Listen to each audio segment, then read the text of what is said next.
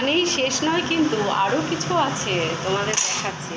আরও কিছু হচ্ছে, এই যে রান্না হচ্ছে দেখো। এখানেও একটা শাক করেছি।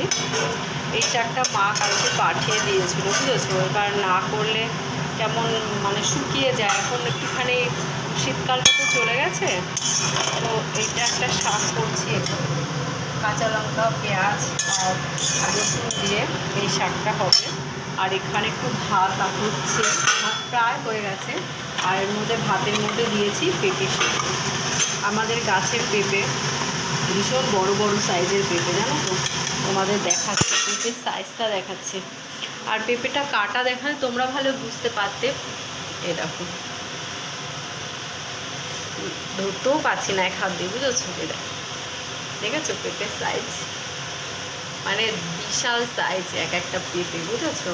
এই সাইজের পেঁপে আমাদের কাছে হয়। আর ভেতরটা পুরটাও খুব মোটা, জানো না, ভীষণ মোটা, মানে ধারণার বাইরে এত মোটা। তো যাই হোক, আজকে দুপুরের মেনু তোমাদের সব দেখিয়ে দিলাম।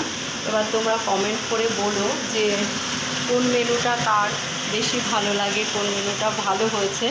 আর আমার জিমিটা দেখো, আজকে ছেড়ে রেখেছি, টুই টুই টুই টুই টুই টুই করে ঘুরে বেড়াচ্ছে।